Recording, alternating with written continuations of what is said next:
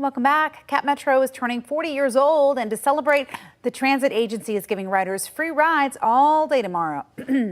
Cap Metro is hosting a celebration, and state and local leaders will present proclamations declaring July 1st is Cap Metro Day. Bike share users can also get free rides that day by selecting the Fare Free Day option in the app. And new parking prices coming to San Marcos. The city will start charging out-of-town visitors to park at that beautiful city park. It's a popular park to get to the San Marcos River. The fee is $5, but that rate surges to $25 during holidays. So coming up here, San Marcos residents can park for free as long as you register your vehicle online. The city says the extra revenue generated from the parking fees will help maintain the beautiful riverfront parks. And we now know the plans for the City of Austin's annual July 4th celebration with the Austin Symphony Orchestra. The celebration is Friday. It starts at 4 p.m. with musical performances starting at 5, fireworks at 9:30. The event is free and family friendly. We love that. Organizers encourage people to use the hike and bike trail to get to the grounds of the Long Center at Auditorium Shores. Cap Metro will also be offering free rides after 5 p.m. We have got a very busy week ahead of us, but such a wonderful time of year. And we are taking a look once again, seeing slowdowns coming in from South Austin. We had some car trouble there near Slaughter, and that's really been the name of the game. Aside from, any serious crashes today, it's just been a lot of folks having some stalled vehicles out there. Drive time's still looking pretty good, though. You can see we're just a little over 31 minutes coming in from South Austin. If you were traveling southbound from Round Rock, looking great. 15 minutes, that'll get you straight to 183, and then just a little bit of stop and go there, but not too shabby. Mopac looking sleepy right now as well, under 15 minutes from 45 to downtown and vice versa. Casey, what do you have? All right, final look at your 7-day forecast. Last day of June, and it's going to be hazy. We've got Saharan dust that's moved back in. That's going to really limit our rain chances for the next several days. Today, stray shower at best. Most of us dry, 97 degrees. For tomorrow and Wednesday, we keep with the haze. I think we get a little bit of a break on Thursday, and then a second plume of dust moves in for Friday, just in time for the 4th of July. That keeps us dry, though. So for this firework displays, no storms, just going to be looking at fireworks in the sky, no lightning. Aren't the sunrises and sunsets better with the haze as well? Am I making that up? No. We've been having this debate. I really? think No. I think no, because look at what it looks like. Continue with us and watch free now on the KVUE Plus app everywhere you stream.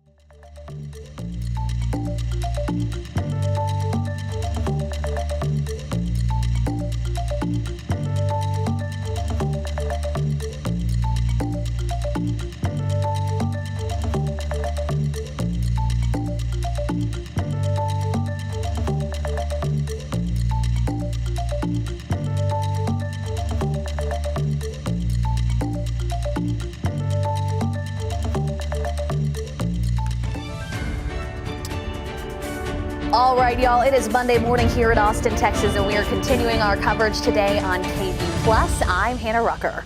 And I'm Yvonne Nava. So I'm sorry, but we were laughing at the very end of our on-air broadcast. I did not know that this was a topic of conversation with you guys. Yes. I thought, is this a misconception? I thought that when it's hazy, it makes for a more vibrant sunrise and sunset. But when I saw y'all, it was like daggers. I was like, what did I step into? Okay, so full disclosure. Okay, Yvonne was off last week, and I said the same thing. And I said, oh, silver lining. At least it's beautiful sunsets, right? And she's like, not really. No, I'm kidding. You didn't say it like that. So no, but you're the scientist. You're the meteorologist. So tell us why. I think people. So and I've seen it all over social media and Twitter and whatnot. Yeah. Oh, we'll get vibrant sunrises and sunsets. So I get where it comes from because you get a lot of people saying that. But what the haze really does is it makes for this kind of more just monochromatic look. So it's like if you like all the different colors, purples, pinks, blues in your sunsets, which that's what I like. That's what I call a vibrant sunset. Then the Saharan dust doesn't do that. It kind of just makes it so one color kind of shines through. So that's why you see kind of just this bright orange, bright red, but you're not going to get all the colors. You're just talking about one hazy looking sky. See, you watch Daybreak Plus, you learned this knowledge. But I get where it comes from because that's all you see is, oh, we're going to get vibrant sunrises and sunsets. And it's like, yeah, I get vibrant, one color, but you're not getting you're not getting those beautiful pastel-y colors that some of us maybe are hoping for and looking for. Out the door right now, you can kind of see that sunrise downtown Austin. We had it a little earlier ago, about a half hour ago at 6:32. You can see that haze now off in the sky. This is that Saharan dust that is going to continue to thicken up here as we head into the rest of today and certainly by tomorrow. Notice as we take a look out across Lake Travis, there's that haze. This is what makes our traditionally blue sky into something that looks a little bit more with like a brownish tint as that Saharan dust moves in. Temperatures right now, middle 70s. We're currently dry to start. We had one little shower there that's now just beginning to work its way into parts of Fayette County, far eastern Fayette County, but elsewhere we're dry. This is going to be the main story as we head into the next few days. It's the Saharan dust that's moving in from the Gulf. It's going to start to thicken up as we head into tomorrow and linger on into Wednesday. And we could even see a second plume on the way as we head into the 4th of July. So that Saharan dust, not only does it lead to a hazy sky, it also just acts as dry air in the atmosphere. We need air with lots of moisture to get showers and storms going. So with the dry air, it's just going to be tough to see any rain for this week. We've got a quiet, hazy week in store. A few passing clouds today with that high temperature warming to around 97 degrees. Stray storm can't be ruled out today, but again, most of it's dry. It's certainly going to be the case as we head into the rest of the week. I've got that in your full 4th of July holiday weekend forecast coming up. Ooh, 4th of July. I really cannot believe it. It's just the year is flying right on by, and we are going to finish the month of June strong today.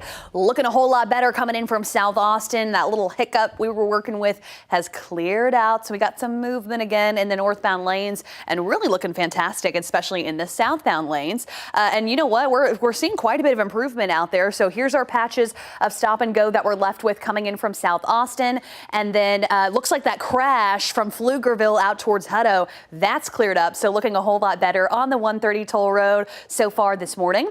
This incident is still going on from a little bit earlier, and it's east of the Austin Country Club, Rockcliffe Road over beautiful Lake Austin this morning, not impacting travel on Loop 360. So looking pretty good there. And then minor slowdowns heading over Lady Bird Lake this morning. We had 2 different stalled vehicles on top of each other that finally cleared there.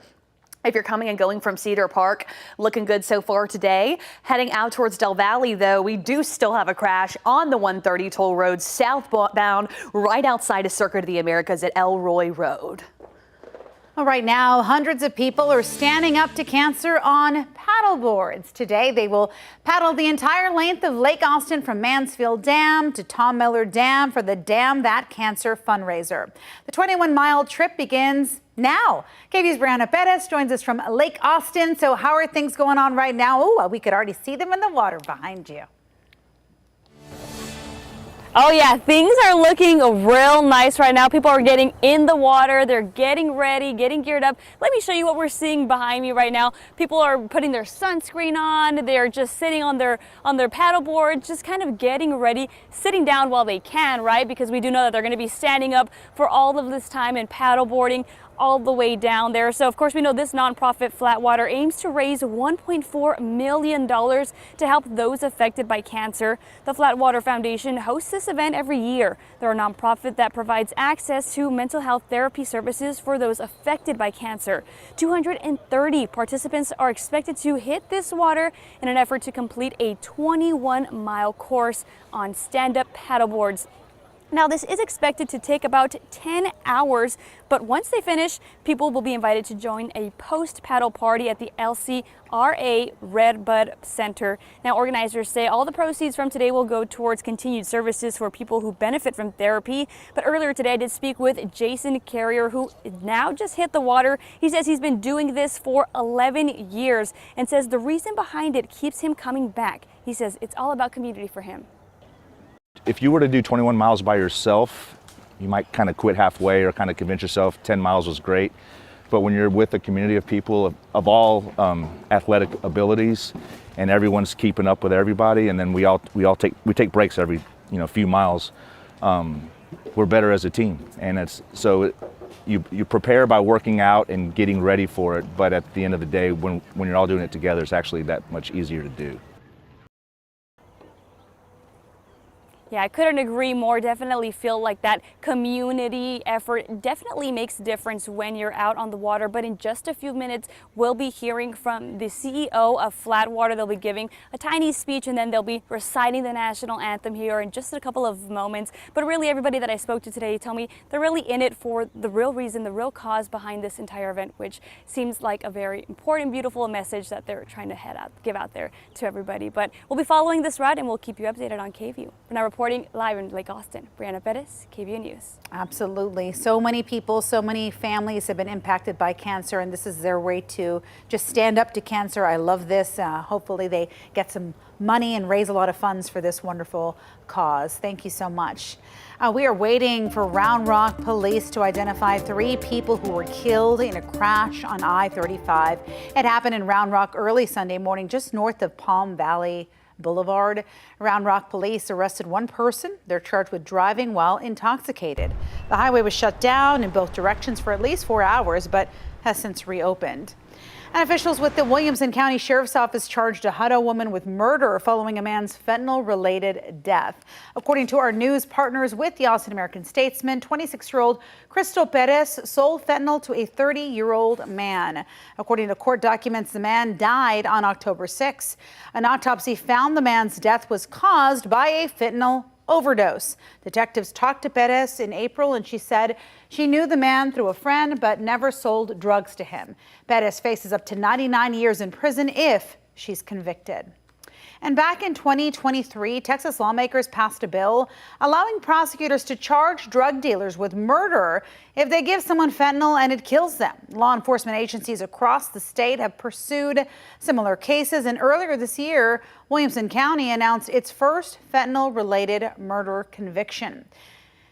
Well, new this morning, 7:10 just about, we have a manhunt that's over for the man accused of ambushing firefighters in northern Idaho. What a story here. Authorities believe a man intentionally set a fire, then shot and killed 2 firefighters who responded and then injured a third. ABC's Andrew Dimbert has the latest.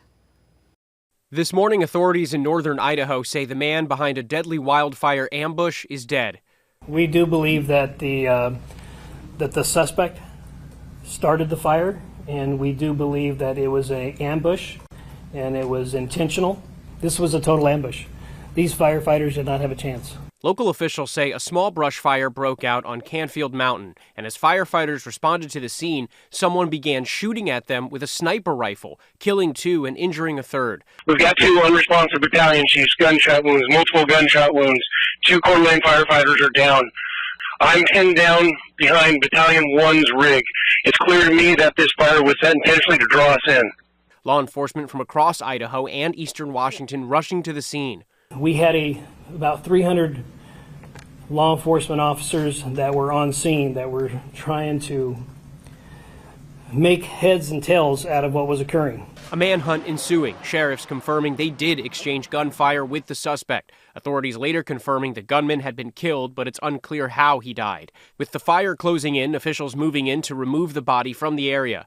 We had to scoop up that body, and we had to transport that body to a different location. Investigators now believe that man was the lone shooter. Based on the preliminary information, we believe that is the only shooter. A procession of law enforcement, firefighters, and ambulances brought the bodies of the two fallen firefighters to the medical examiner's office. Crowds gathering on a bridge, waving American flags to show their support. Officials saying there is no training for this kind of situation. We don't train for. It's not something we expect. It's not something our firefighters should have to deal with. Andrew Dimbert, ABC News, New York. All right now we're taking a live look at our nation's capital. A nice sunny day there in D.C. And today the Senate could make its final vote on President Donald Trump's so-called Big Beautiful Bill. It's a budget bill that needs approval this week. ABC's Nicole D'Antonio breaks down what's in it and the long debate to get us, or the U.S., to today. This morning, the Senate is gearing up for its final debate on President Trump's so-called One Big Beautiful Bill as they race to pass the spending bill by the president's July 4th deadline. The bill includes nearly $4 trillion in tax cuts and would eliminate taxes on tips and overtime pay, spend $150 billion on border security, and raise the debt ceiling by trillions of dollars, while Medicaid and other social safety net programs are being reduced. Don't forget to tell the folks back home, yeah, I voted to say $1 trillion is nothing, but we still need to kick people off of their health care. That's just too expensive. We still need to close those hospitals. We have to cut costs, and we still have to kick people off SNAP because the debt is out of control. Senate Republicans who can't afford to lose more than 3 votes to pass the bill are fighting each other over the bill's merits. It's a big, beautiful bill if you believe in cutting people's taxes, securing the border, having a strong military, and controlling government spending. So we're adding $2 trillion this year, but they're anticipating, the authors of the bill anticipating adding more than $2 trillion next year. That doesn't sound at all conservative to me, and that's why I'm a no. After Republican Senators Rand Paul of Kentucky and Tom Tillis of North Carolina said they would oppose the measure, President Donald Trump took to social media on Sunday and threatened Republican senators not to go too crazy, suggesting that they still need to be reelected. And just hours later, Tillis announced he won't be running for re-election. Now, if this bill passes, it still faces an uphill battle in the House. Several House Republicans have expressed opposition to the Senate version of the bill. Nicole D'Antonio, ABC News, Washington. And President Donald Trump says he will not extend the 90-day pause on tariffs. The deadline is set to expire next Wednesday, July 9th. The administration plans to notify countries that new trade penalties, some as high as 50%, will take effect unless deals are reached with the U.S. The White House initially set a goal of 90 trade deals in 90 days. And speaking of, the trade fight between the U.S. and China could actually hurt fireworks sales for next year's Independence Day celebrations. Nearly all fireworks are imported from China. Phantom Fireworks out of Ohio calls itself the nation's largest firework retailer. They had up to 75% of their products in the U.S. before the tariffs were imposed. It's the same. I thought it was going to be a little bit higher because of all the tariffs but it's really just the same. The American Pyrotechnics Association and National Fireworks Association say most firework retailers in the U.S. are family-owned companies. They're typically locked into long-term contracts, so they can't raise prices to offset costs brought on by higher tariffs. Oosh. And we now know the plans for the city of Austin's annual July 4th celebration with the Austin Symphony Orchestra. It is always so beautiful out there. The celebration starts at 4 p.m. this Friday, with musical performances starting at 5 and fireworks at 9:30. The event is free and family-friendly. Organizers encourage people to use the hike and bike trail to get to the grounds of the Long Center at Auditorium Shores. Cap Metro will also offer free rides after 5 p.m. And in other news today, hundreds of international doctors are struggling to get visa appointments in time for their U.S. residency programs this July. KVUE spoke with Project IMG, a support group for international medical students and graduates. They say they heard from hundreds of hopeful doctors after the State Department suspended applications for J-1 visas in May. Last week, the State Department rescinded that order and resumed scheduling as long as applicants submitted their social media accounts for screening. We spoke with some international doctors set to come to Texas. They didn't want to be identified for fear of it affecting their visas, but they say this back and forth has really just prolonged the process. I'm ready to work. This has not stopped me from wanting to be a pediatrician. This is still what I'm ready to do. I'm ready to go. I get my visa. I'm ready to move. So yeah, this is really tough for me. It's tough for my son because he looks at me and he's like, "Mommy, what's going on?" Some doctors are looking at options outside the U.S., while some say coming to America is their only choice. Immigration attorney Kate Lincoln Goldfinch, based in Austin, says more institutions need to get involved to resolve the issue. She also advises applicants to be mindful of their online activity given the new social media screening requirements. She's beauty, she's grace, and she's going on to compete in Miss America. And your new Miss Texas is Miss Richardson Sadie Shermeyer!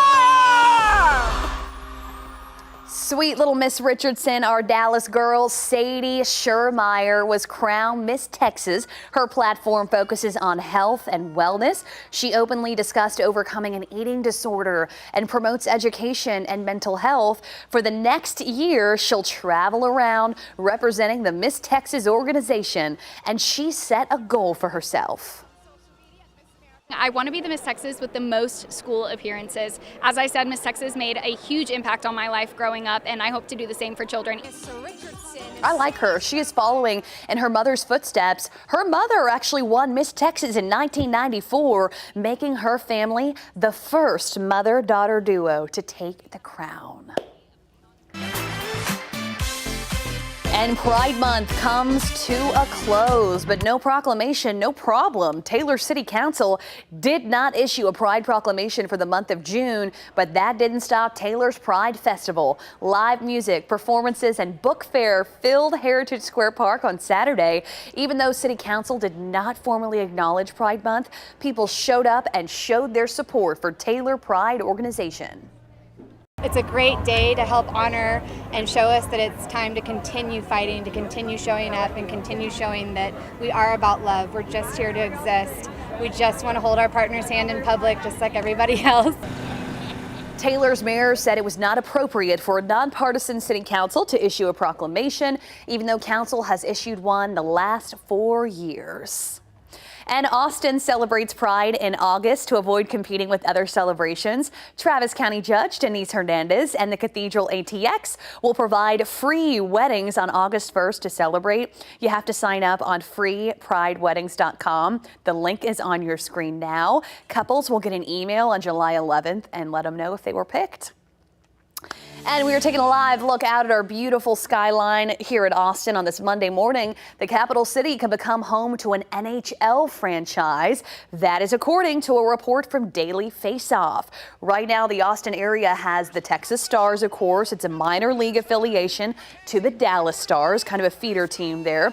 But, you know, there are reportedly conversations about expanding the league, and a group from Austin wants to be considered. Atlanta, Indianapolis, Houston, and New Orleans also are interested. The NHL commissioner says it has not formally started an expansion process. And the Texas Stars are not the only minor league hockey team in Central Texas. There was also the Austin Ice Bats. The original Ice Bats played from 1996 until 2008. The new team plays in the North American 3 Hockey League, and they play in Cedar Park. And we've been down this road before. NBA star Kevin Durant and others submitted a bid for a WNBA expansion team in Austin, but the league decided to expand to Cleveland instead, which is really a shame. And a group in Austin is also pushing for a Major League Baseball team as well. Just like the National Hockey League, MLB has not announced a plan to expand yet. So, if Austin scored its own hockey team, what should they call it? We asked that question to ChatGPT. Here's some of the answers that we got. They said Texas Rattlers, Austin Stampede, Hill Country Havoc. I don't find them very clever, but it's okay. Let's see what else. Some of these are cute. What about the Austin Chillbillies? Okay, the Austin Armadillos. Chillbillies, that's funny. The Frosty Bats. I am team Chillbillies as the day is long. I like that one too. I think that one's good. I also looked online. They said, well, one of them I can't say on the air, but the other one said Puck Norris. That would be so cute. Puck Norris. Or the Flying Fleet. What is it? The Penalty Killers. I don't know. Chiclets or the Sticklers? Sticklers. That'd be cute. Sticklers. Okay, I do like that. Yeah. Hockey's crazy to watch because people just end up with teeth out of nowhere. I feel like they fight for fun. I love watching. I know. It's actually one of the I think, in my opinion, one of the best like games to go to because it's so entertaining. And I think you have to watch it live because it's the feel. I mean, we took our son to one, and I mean, he was like, fight. He was having such a good time. It's just, it's craziness. That'd be amazing if we did get a professional hockey team here. Wouldn't that be so cool? Right. That would be amazing. Got a cool name. By the way, I wish we had a penalty box at work. If someone was like out of line, penalty box. Go over there. Take a breather. Losing some teeth in there today. Well, thank you so much for watching us here on KVUE Plus. We're going to see you here in just a couple minutes. We're going to do a quick cut in. We'll be right back.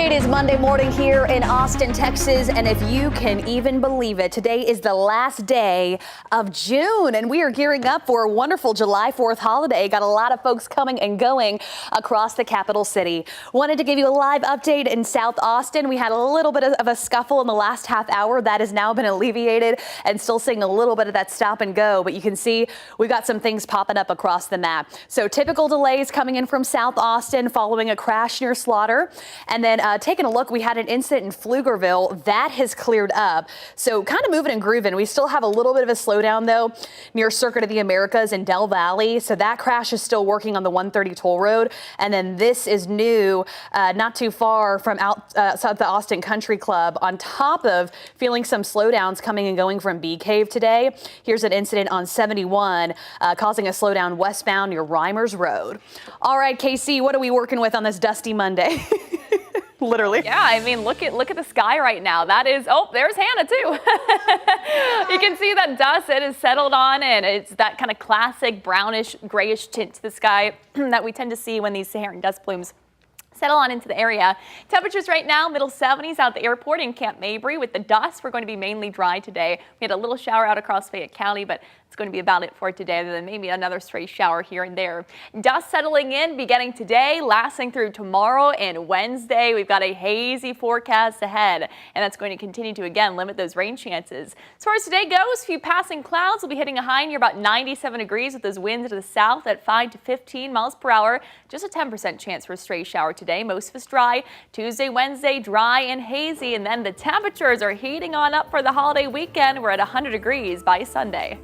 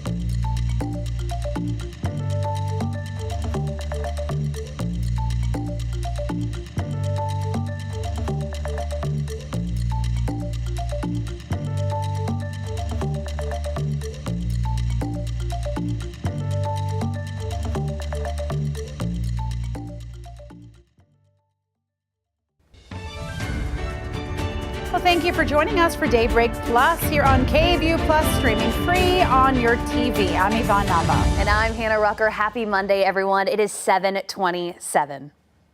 Well, it is a packed out on Lake Austin this morning. Hundreds of people will stand up to cancer on a paddleboard. I just love it, and it is a sight to see early in the morning. They are going to paddle 21 miles from Mansfield Dam to Tom Miller Dam for Damn That Cancer fundraiser. And with that, let's check in with the wonderful KVUE's Brianna Perez, and she has been live out there all morning. Look at that glow. What do we have for us now, Brianna? Yeah, good morning, Yvonne and Hannah. The event kicked off at 7 a.m. this morning, but behind me you can already see people that have hit the water and they're already on their way. They're already pedaling, or paddling rather. But you know what? I will say it takes a lot of muscle to do this for so long, but of course it is for a bigger purpose. This year, the nonprofit Flatwater aims to raise $1.4 million to help those affected by cancer. The Flatwater Foundation hosts this event every year, and they're a nonprofit that provides access to mental health therapy services for those affected by cancer. 230 participants are expected to hit this water and make it all the way through to complete 21 miles on stand-up paddleboards. Now, this is expected to take about 10 hours, but once they finish, people are invited to join a post-paddle party at the LCRA Red Bud Center.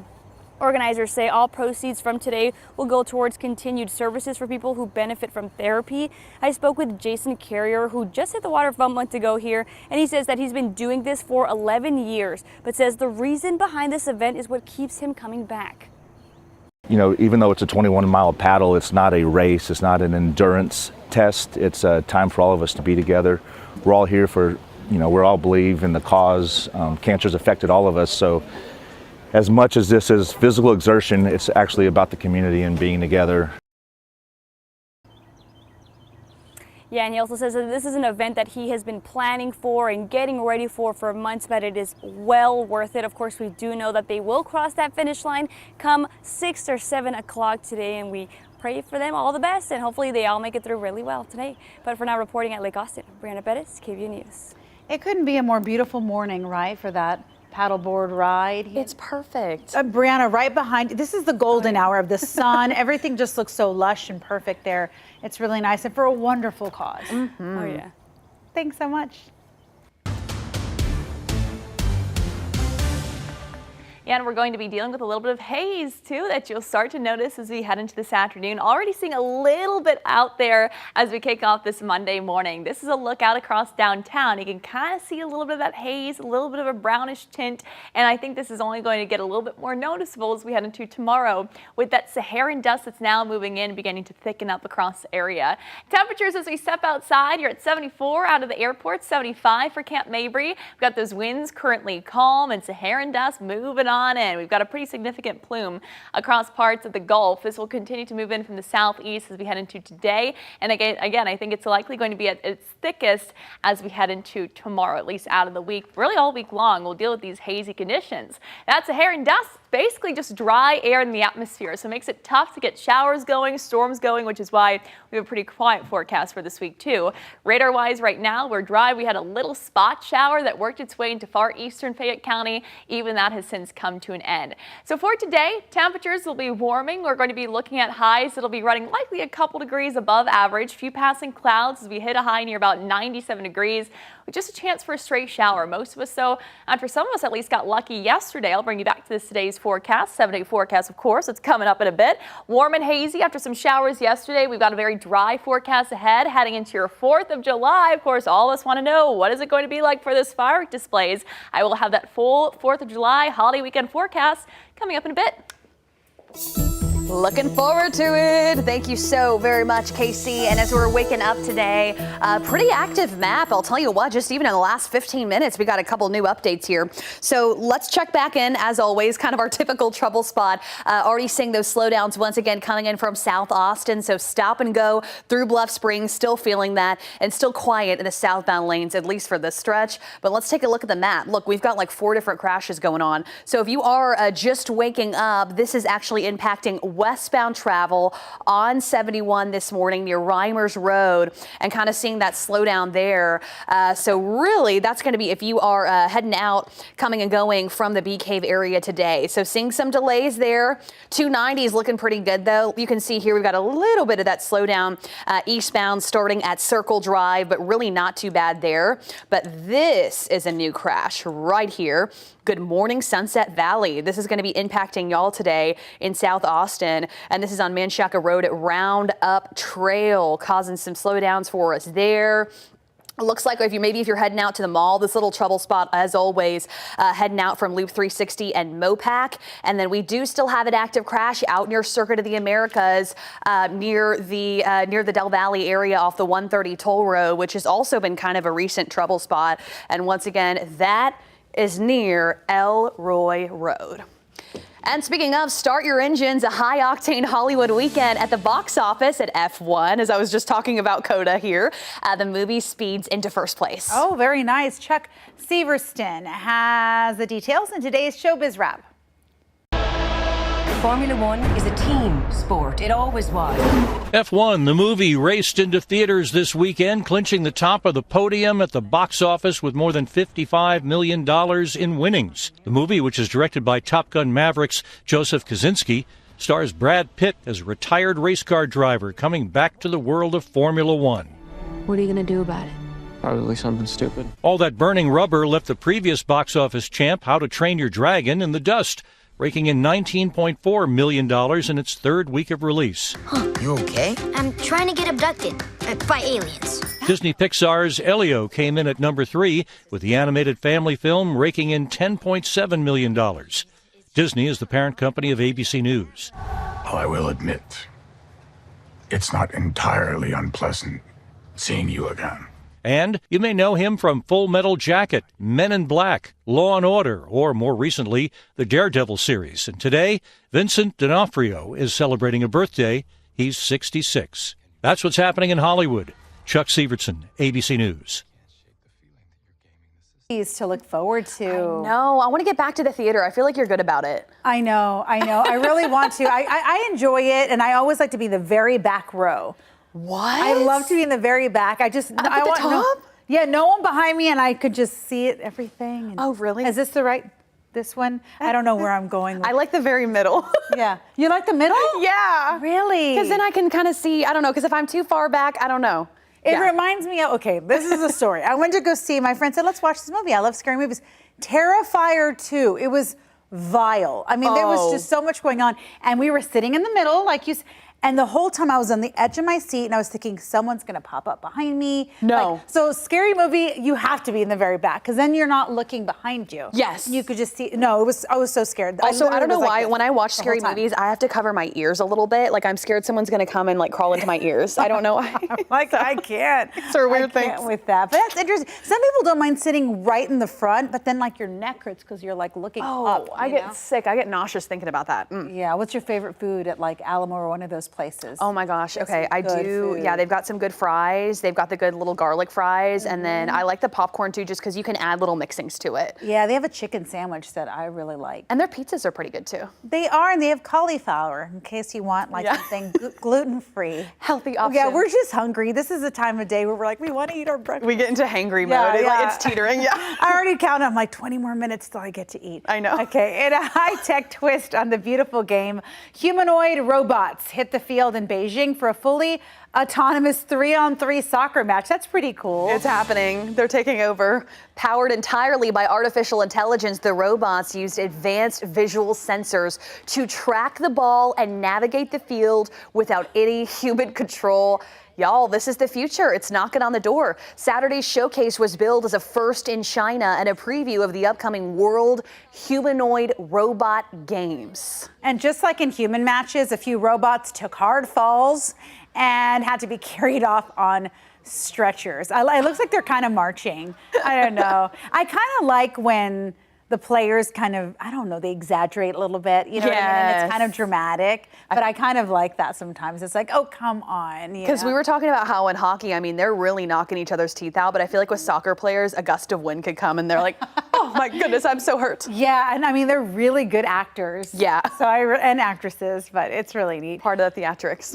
Well, Jurassic Park raises that sticky ethical question about whether scientists should essentially play God by reviving extinct species. I know we have our mixed feelings about it, right? Right, opening a new can of worms, kind of. One, team at the San Diego Zoo, though, is doing what they can to prevent species from going extinct in the first place, which is important. And ABC's Danny New has that story. They extract the preserved blood from the mosquito and, bingo, dino DNA. Jurassic Park's whole mosquito trapped in amber method for cloning dinosaurs was, of course, a little unrealistic. But for the San Diego Zoo Wildlife Alliance, scientists were already onto the cloning animals with preserved DNA idea decades before that movie came out. The Frozen Zoo is the largest collection of living cell lines and gametes anywhere in the world. Marlis Hauk here is the curator of the Frozen Zoo, which celebrates its 50th anniversary this year. There are, of course, many big animals at the San Diego Zoo, but for half a century, the Frozen Zoo has been freezing vials of skin, egg, and sperm cells from more than 1,300 species. You freeze them to live indefinitely. Do you have to feed them? Very good question.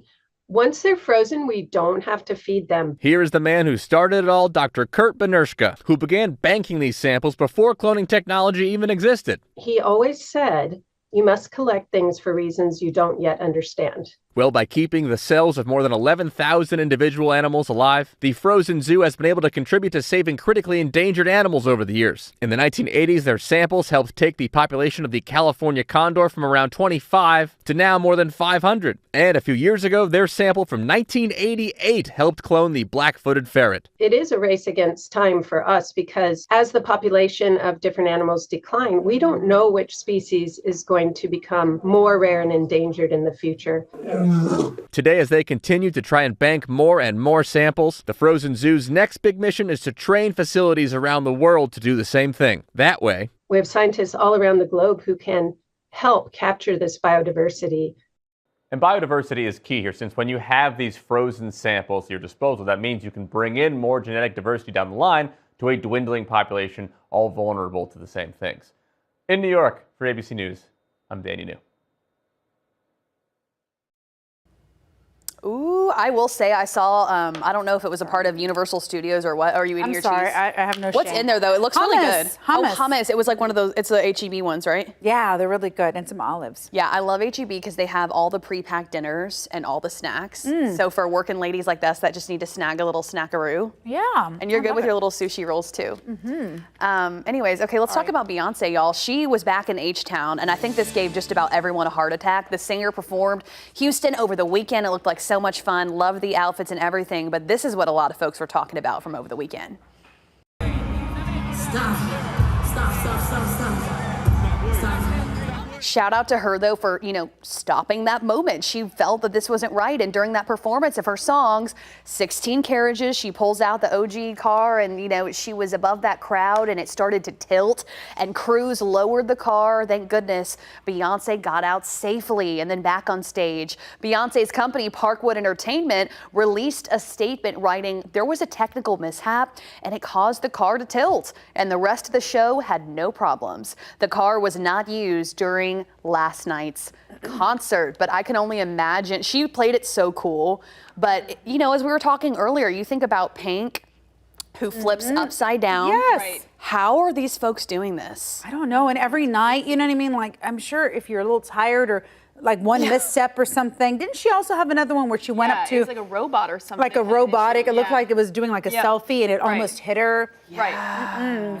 We've got to protect our stars. I feel like it's like all these concerts nowadays are trying to one up the last. Oh, yes. The special effects are amazing, but it's like they have to put it together in such a short amount of time with these crazy stunts and whatnot and displays. And did you see where Bad Bunny came out and was like, look, I'm no Taylor Swift. I'm going to go out there, I'm going to sing, but don't be expecting like an Eras tour. Right. You know what I mean? Well, even at ACL, I'm amazed as years, even in the last decade, how far things have gone. I'm like, we just don't need all these bells and whistles, man. Just get out there. I feel like everyone is like, okay, now everyone's attention span is so short that it's like, oh, you have to do something crazy. crazy to keep people's attention. Yeah, I guess that's true. That's probably I went to a concert, a Britney Spears concert in Lubbock, and something happened, and she canceled the concert, I guess, because some of her audio. And I was thinking, if she knew that if she sang, just sat on a chair and just acapella, just sang with all of us, we would have enjoyed it just as much as if she did all that crazy. I've never seen her live. Wouldn't you have loved to have seen her? I would have loved to, Brittany, but it didn't happen. Brittany, it didn't happen. Dang it. Yeah, I think she wanted like the backup tracks or the vocals or something, and I was thinking, darn it. Okay, now come up with a Britney Spears transition into weather.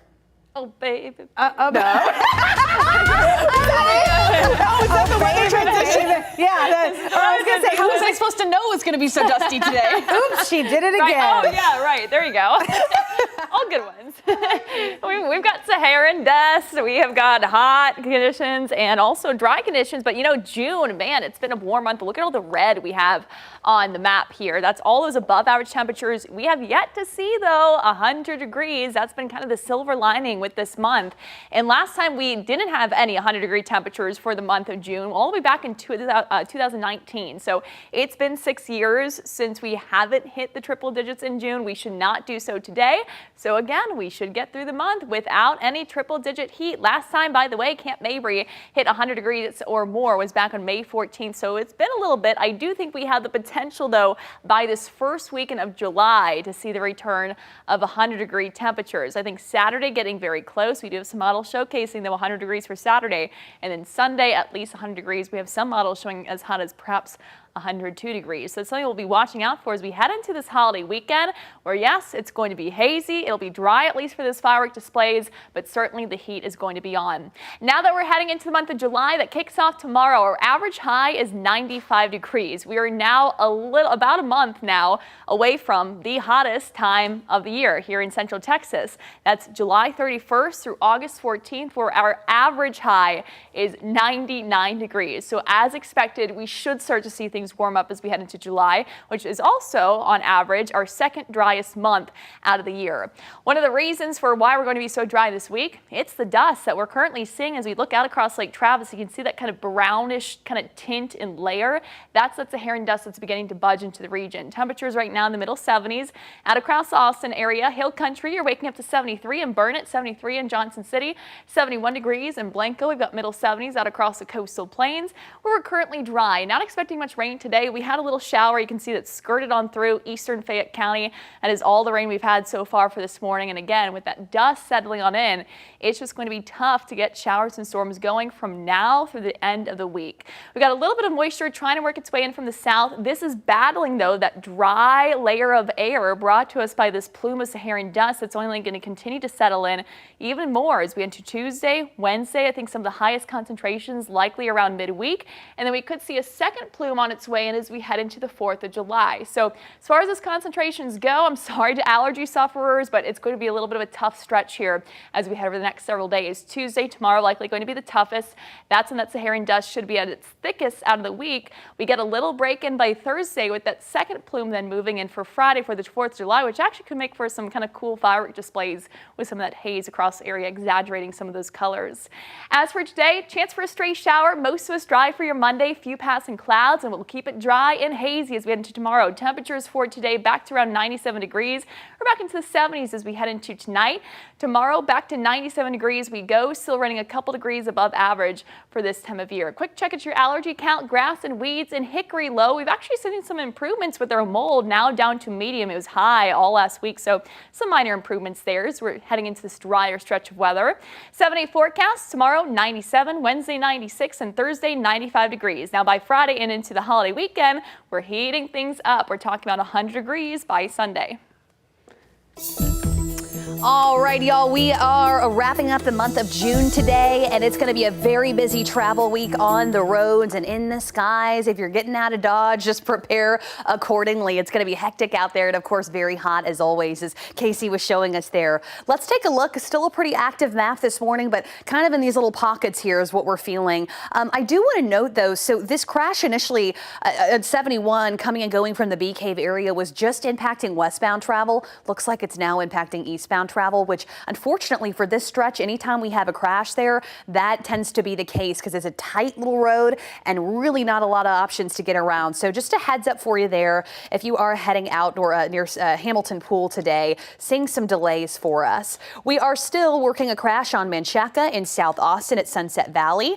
So heads up for you there. Still also seeing some of those delays heading into Central Austin and downtown as always. You can see things really slowing down for Bluff Springs. If you do have an early morning flight, it looks like we've got a new stalled vehicle in Del Valley. Good morning to you. And this is on Bastrop Highway impacting eastbound travel. One shoulder lane is blocked there. And then on top of that, once again, out at Circuit of the Americas, we still have an active working crash. And that is at the 130 toll road southbound right outside of Circuit of the Americas in that Del Valley area.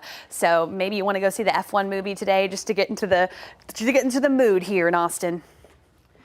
Well, a minor league game in Reno had fans hopping with excitement thanks to a very special guest on the mound.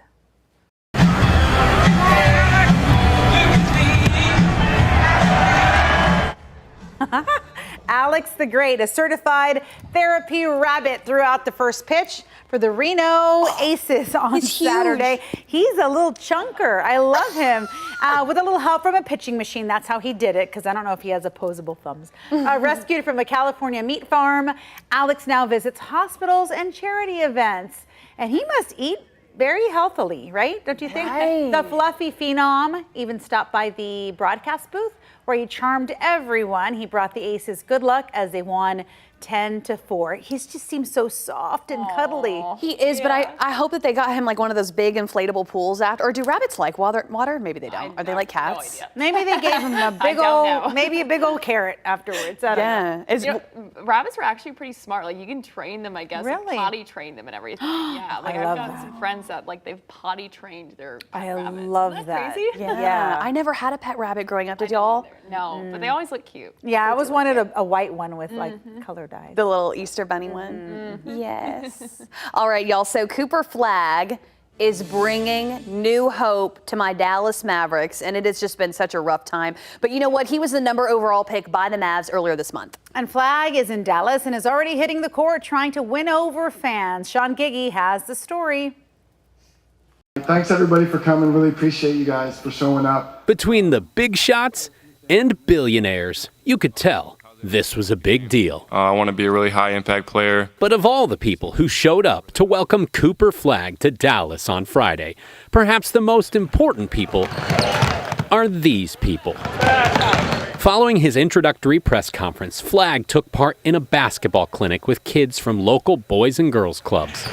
But what makes them so special? When someone asks, what did I do over the summer? This is one of the main things I'm going to talk about. A big improvement from what people have been talking about. Sell the team! Sell the team! Older Mavs fans are still reeling, which is why this is so important. Kids are quick to forgive. It's still settling in, but yes. In Cooper Flagg, these kids see hope and potential, but mostly see themselves. Flagg is closer in age to these kids than almost all his Mavericks teammates. He and these fledgling fans will grow up together. And maybe, soon, the Mavs have said they're ready to win now. And so he adds to that. And if they do, it'll be a teenager that leads the way. Yes, sir. All he got to do is just stay dedicated. It's kind of unbelievable that he's so talented at such a young age, and we're very close in age. Just look at this year's champion. Oklahoma City is the second youngest team to ever win the title. You can do it no matter how old you is. You can say defense wins championships, but young talent actually delivers. In Dallas, I'm Sean Giggy.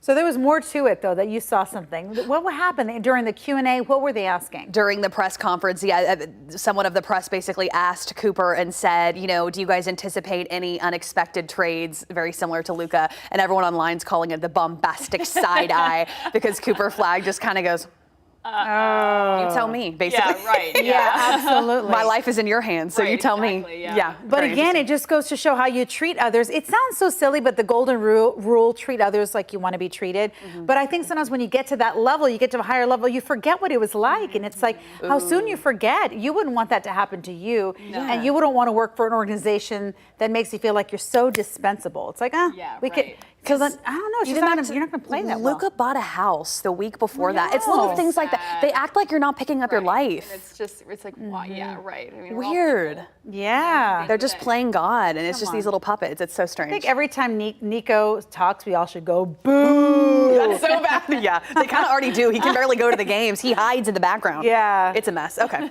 All right. Well, before we go, here are 3 things to know this morning. Right now, we are waiting to learn more about the people killed in a crash in Round Rock over the weekend. Police say 3 people died in that crash on I-35. It happened just north of Palm Valley Boulevard Sunday morning. Police arrested a driver and charged them with driving while intoxicated. And of course, we're waiting for police to identify the driver and the people who were killed. A devastating story from that over the weekend. And today, a murder suspect returns to the courtroom for a bond hearing after he was released from jail on lowered bonds. And this is actually one of the cases the KVUE Defenders found in the missed deadlines investigation. Stefan Morrison is accused of killing Kashawn Cage in Southeast Austin last October. His initial bond was set at $800,000, but it was lowered to $100 after the Travis County District Attorney's Office missed a 90-day deadline to present the case to a grand jury. The prosecutor secured the indictment and the judge raised his bond and put him back in jail. His bond hearing is set for 12:15 today.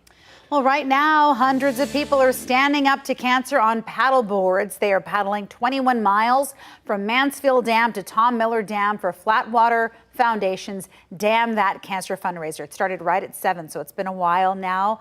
It raises money. This whole event raises money for mental health support for cancer patients, survivors, and families. And Flatwater hopes to raise $1.4 million this year to continue providing free therapy to families in need. Because yes, that one person who's going through cancer, but it impacts the entire family. So the whole family should be supported so that everybody is more supportive to one another.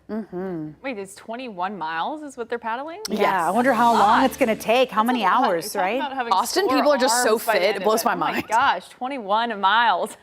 I mean, the good news is it's certainly going to be warm enough to be out on the water today. 97 degrees, it's going to be a little bit hazy. You'll notice if you do suffer from allergies, you'll be feeling it. Next few days, the haze is going to be a little bit thicker for tomorrow as that Saharan dust settles in, and that will continue to keep us just dry. It really limits our rain chances, so not expecting much of that at all through this week, which of course is good news though for this firework displays on Friday. We'll be looking at those fireworks going off, pool days, backyard barbecues. You won't have any showers or storms to worry about, but look at how hot we get by the weekend. We're talking about 100 degrees by Sunday. What's your one favorite thing to do on July 4th weekend? Eat the snacks. Eat a hot dog. like really the food, the burgers, the hot dogs, the watermelon. It's just a good like the grill. What's yours? I just love to be with my kids at the pool and with the grill firing up. It's just like nice and easy, but it's fun. It's fun, yeah. I love that.